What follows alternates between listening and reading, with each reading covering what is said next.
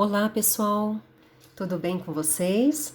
Resolvi gravar esse vídeo corrigindo a lista de exercício que eu pedi para vocês fazerem, porque é uma forma de eu corrigir e explicar e também tirar dúvidas de vocês, tudo bem? Então, olha, eu vou começar corrigindo a primeira atividade que eu solicitei. Deixa eu só ver se está gravando direitinho. Então, turma, essa daqui é a primeira atividade que eu solicitei a vocês, páginas 171 e 172. Então, vamos lá? Questão 2. Em uma noite muito fria, uma menina levanta de sua cama e vai ansiosa a olhar pela janela para ver se está nevando. Ela fica muito surpresa ao encontrar o vidro totalmente embaçado pelo lado de dentro. Explique por que o vidro da janela está embaçado. Eu coloquei já uma figura aqui representando a situação. Galera, então nós vimos, nós estudamos a mudança de estado físico da matéria. E aí é o seguinte, a água, ela tá na forma de vapor em todos os lugares. Claro que a concentração de vapor de água é maior quando o tempo ele tá chuvoso, quando tem muita umidade no ar.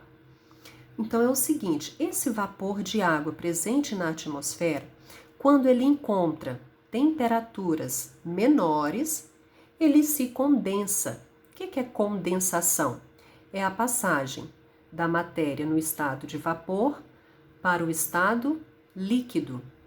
Então é o seguinte, quando começa a chover, a temperatura diminui e o vidro das janelas ou também o vidro dos copos, os vidros em geral, eles vão resfriar. O vapor de água, quando bate nessa superfície mais fria, ele vai se condensar e aí ele vai passar para o estado líquido. Ficou claro? Podemos ir para a próxima, questão 3. Um suco bem gelado foi colocado dentro de um copo de vidro. Depois de alguns instantes, o copo estava com muitas gotinhas de água líquida.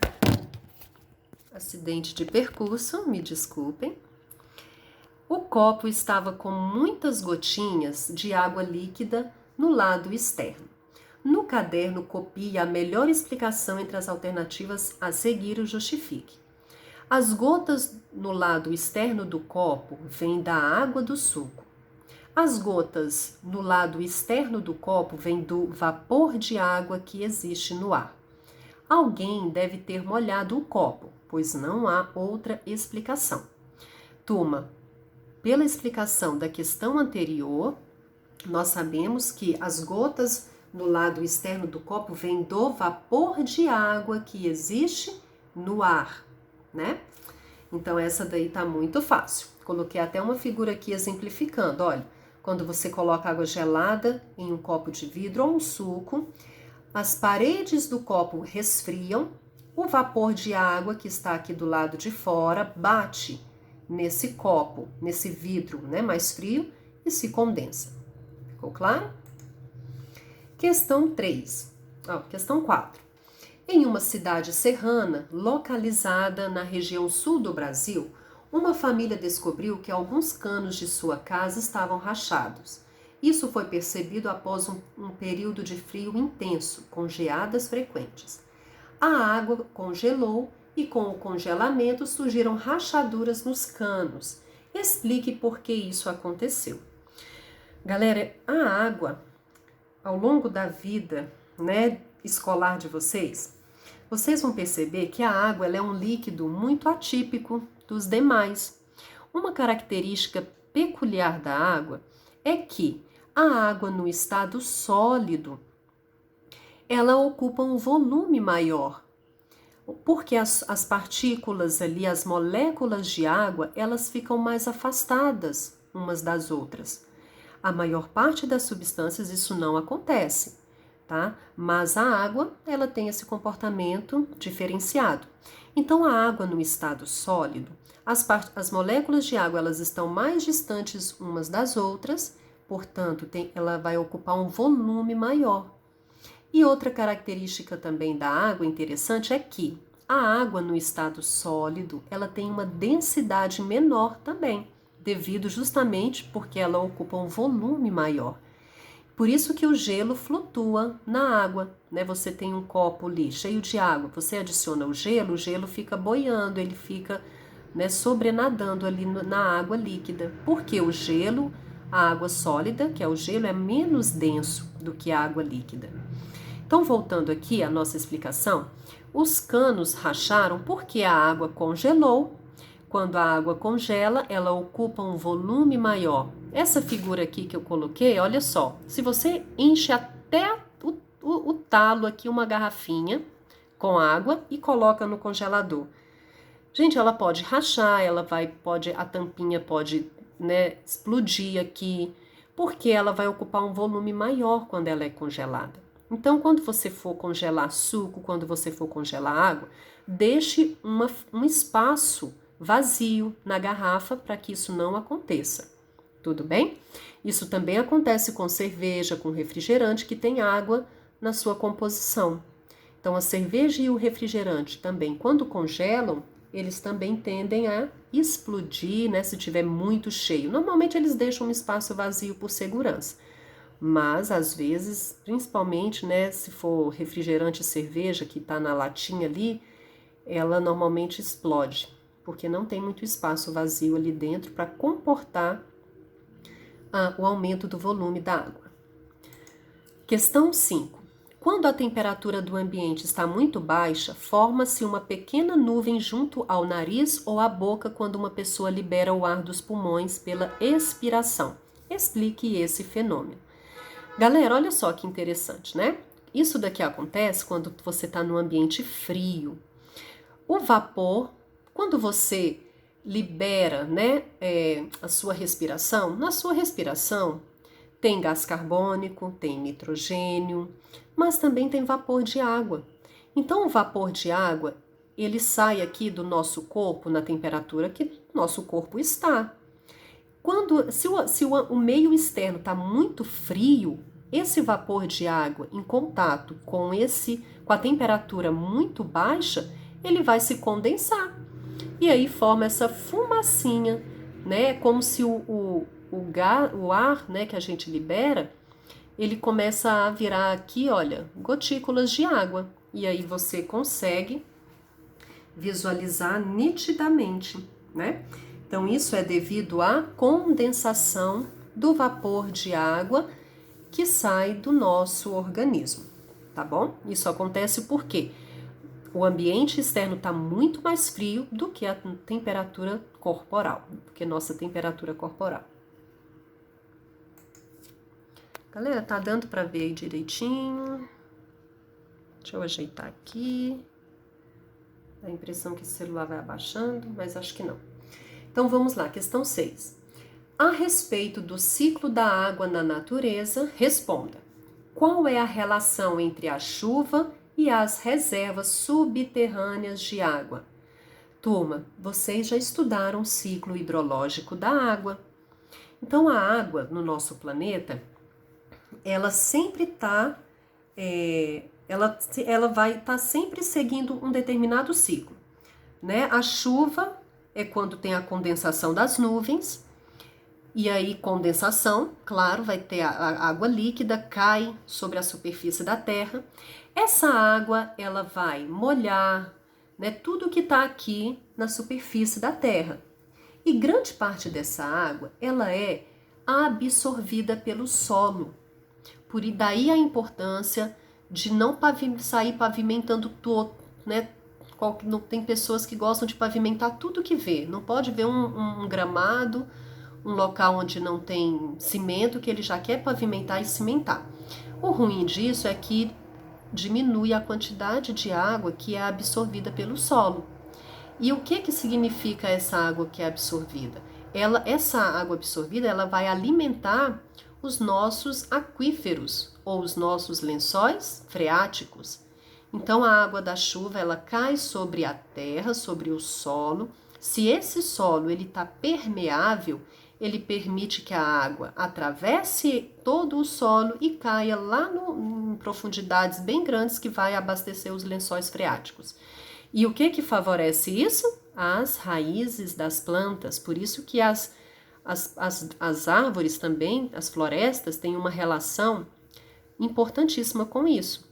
Por isso que o desmatamento faz com que rios sequem, com que as nascentes sequem, porque as raízes das árvores, né, que vai também favorecer a absorção da água da chuva. Tudo bem? Letra B. De que forma os seres vivos participam desse ciclo? Galera, nós também fazemos parte do ciclo da água. Nós transpiramos. Olha essa ilustração aqui. Você bebe a água, né? 70% do nosso corpo é água. Você não consegue viver sem a água. Mas também parte da água que nós tomamos, ela volta para o ambiente por meio da transpiração, que é o suor. Você sua, esse suor vai evaporando da nossa pele e aí volta para o meio ambiente, né? Tudo bem? Questão 7. Observe o esquema a seguir, que mostra um teste realizado com plantas. Então, olha só, aqui foi colocado um saquinho, né? E aí, depois, aqui, aliás, o saquinho acho que está colocado aqui na figura A. Depois de um tempo, a gente observa que nesse saquinho ficaram várias gotículas de água. Então, vamos aqui responder as questões. Letra A. Por que aparecem gotículas de água na parte interna do saco plástico que cobria as folhas? Turma, nós acabamos de falar que nós, seres humanos, transpiramos. Mas não somos só, não é algo só, né, próprio dos seres humanos. Todos os animais, todos os seres vivos transpiram. As plantas também. As plantas, ao mesmo tempo que elas são, as raízes, né, são fundamentais para absorver a água da chuva, a água, né, para jogar essa água para o solo, ela também libera vapores de água por suas folhas, que é a transpiração. Então é por isso que o saquinho ficou cheio de gotículas de água, tá? Aí a letra B. Qual é o papel das plantas no ciclo da água? Bem, nós já falamos, né, o papel das plantas. Elas contribuem para aumentar a absorção de água, consequentemente alimenta os lençóis freáticos, mas também elas transpiram, tá? Liberando vapor de água também aí para o meio ambiente. Tá? Maior a folha de uma planta, maior vai ser a sua transpiração. Então, se porventura um dia vocês estiverem caminhando e passar debaixo de uma árvore e começar a cair gotinhas de água em você,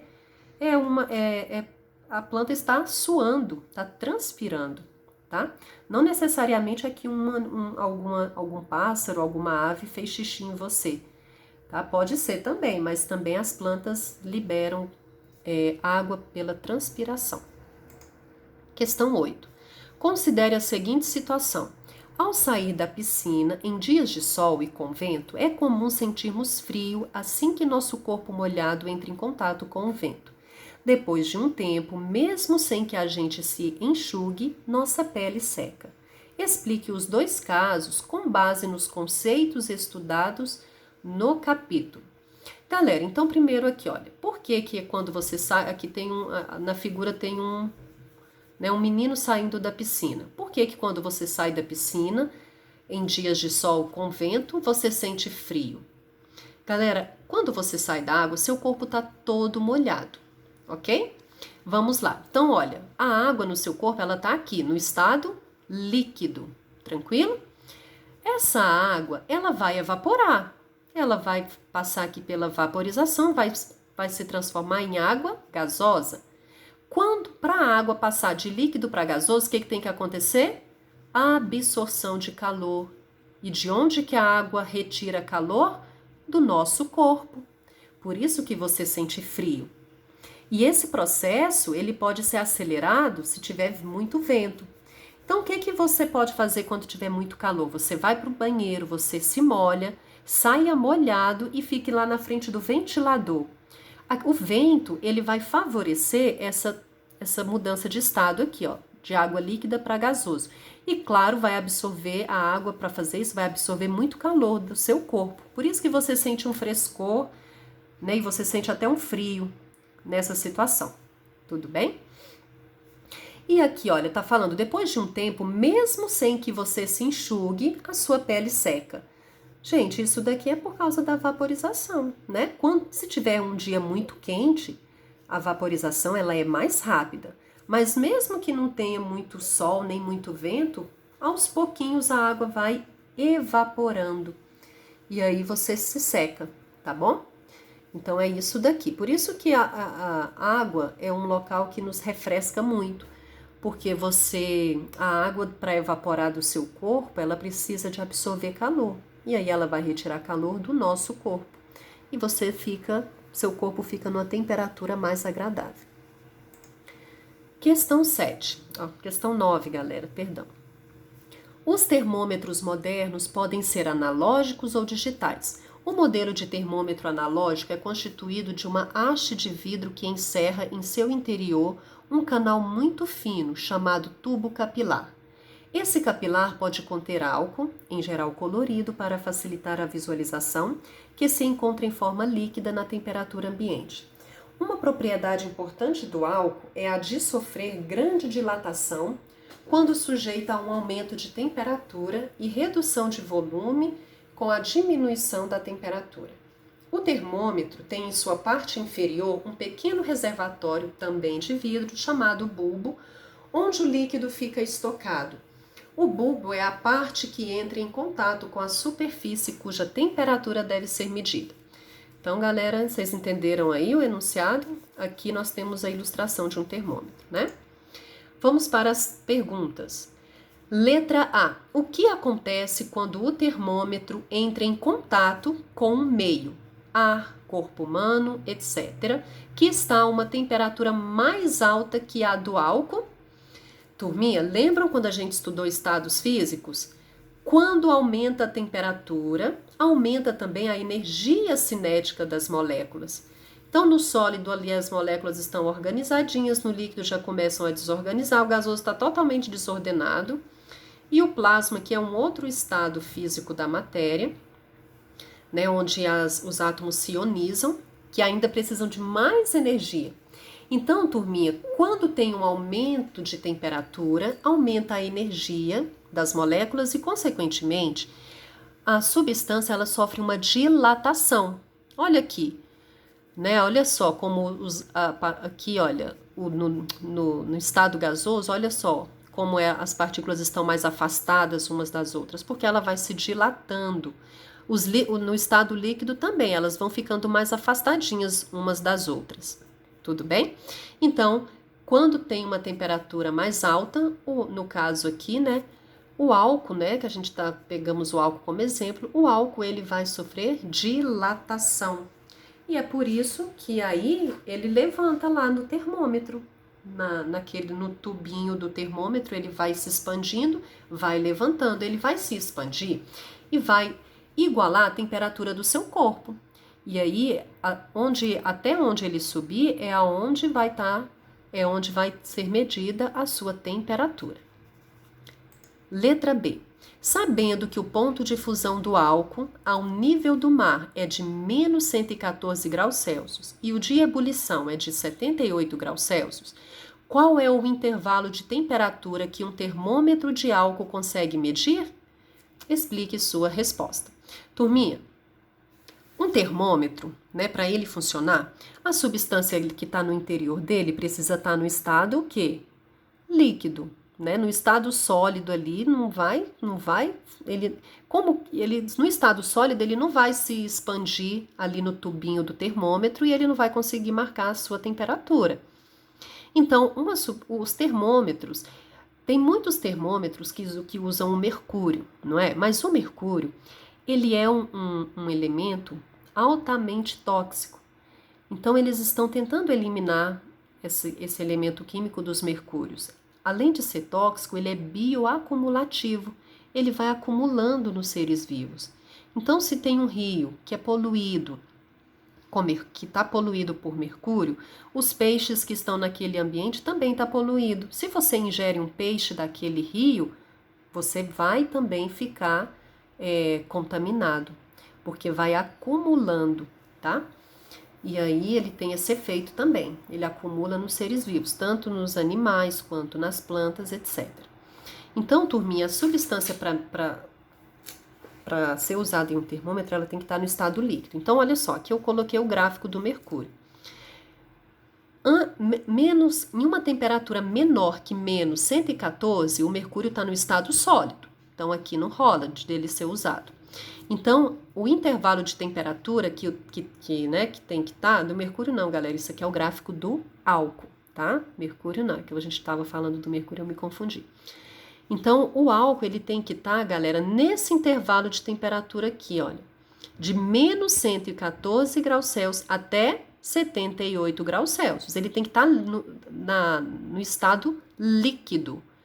Sólido, ele não vai medir a nossa temperatura de forma adequada e nem no estado gasoso. Então, a substância tem que estar aqui, ó, no estado líquido. Onde que ela está líquida? De menos 114 a 78 graus Celsius. Ficou claro? Questão 10. Analise o seguinte experimento. Um saco plástico pequeno e transparente contendo água foi colocado dentro de um saco plástico grande e transparente contendo uma mistura de gelo moído e sal. Ambos foram fechados e, após algum tempo, a temperatura ambiente observou-se que o gelo contido no saco maior derreteu e que a água contida no saco menor se transformou em gelo. Explique o ocorrido. Turma, é o seguinte, nós comentamos que nos países muito frios, para que a água do radiador não congele, o radiador dos carros, o que eles adicionam a essa água? Ou eles adicionam sal, ou eles adicionam um aditivo químico que vai diminuir o ponto de fusão daquela substância, ou também o ponto de congelamento. Então, galera, é o seguinte, o gelo que foi moído e colocado sal, ele não vai derreter a 0 graus Celsius. Ele vai derreter numa temperatura menor, menos 7, menos 10 graus Celsius. Nessa temperatura, o que acontece com o saquinho que só tinha água, só água pura? Ela vai congelar, porque vai estar. Qual é o ponto de fusão da água ou ponto de congelamento? 0 graus Celsius. O gelo com sal, ele vai atingir uma temperatura de menos 10. Essa temperatura ela é suficiente para fazer com que a água que está no outro saquinho fique congelada, porque ela vai congelar a 0 graus Celsius. Então, o que a gente conclui? A gente conclui que o sal, ele diminui o ponto de fusão de uma substância. Então, se você um dia quiser gelar as bebidas aí na sua casa, né? Tem uma festa, você está com refrigerante, cerveja e quer gelar, você pode pegar gelo, coloca numa caixa de isopor e coloca sal, né? O ruim é que você vai gastar um saquinho de sal nessa brincadeira. E coloca ali as bebidas, elas vão gelar rapidamente, porque a temperatura que vai atingir ali na caixa vai ser abaixo de 0 graus Celsius. Tudo bem? Questão 11. A naftalina é muito usada como repelente de traças, baratas e outros insetos. Por causa da sua propriedade de sublimação, as bolinhas de naftalina exalam um vapor com forte cheiro, tóxico para esses animais. Mas será que os vapores de naftalina são tóxicos apenas para os insetos? Depois de sublimada, a naftalina se transforma em um vapor tóxico para os seres vivos que o inalam.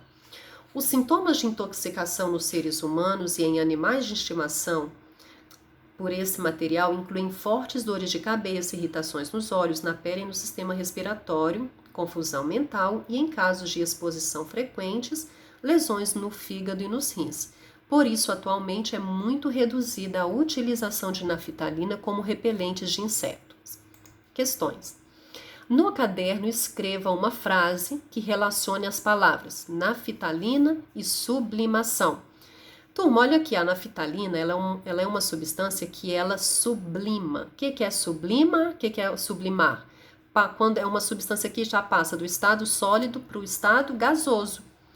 Então, uma frase que você poderia fazer é que a naftalina passa por um processo chamado sublimação, que é a passagem do estado sólido para o gasoso.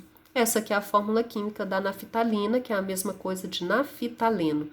É um composto orgânico. Letra B. Pesquise com os colegas de grupo 2 formas de evitar intoxicações pelo vapor da naftalina.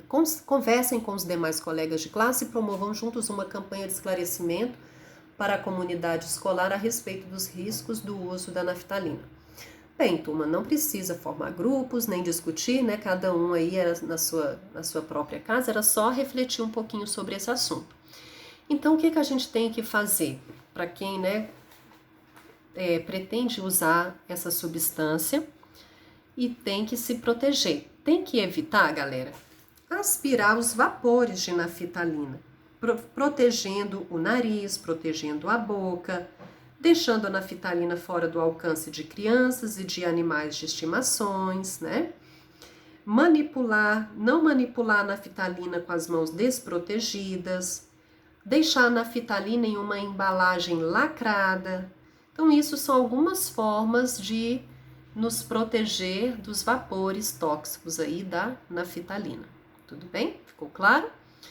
Turma, esse vídeo eu estou fazendo mais para explicar as questões. Na plataforma tem a correção dessas atividades em um arquivo do Word. Então lá você pode baixar, você pode copiar com mais tranquilidade na sua casa ao seu tempo, corrigindo as questões que você errou, ou se você não fez, né? Copia a resposta lá. Mas assista o vídeo direitinho e tenta tirar as dúvidas, tudo bem? Então, tchau para vocês e até a próxima.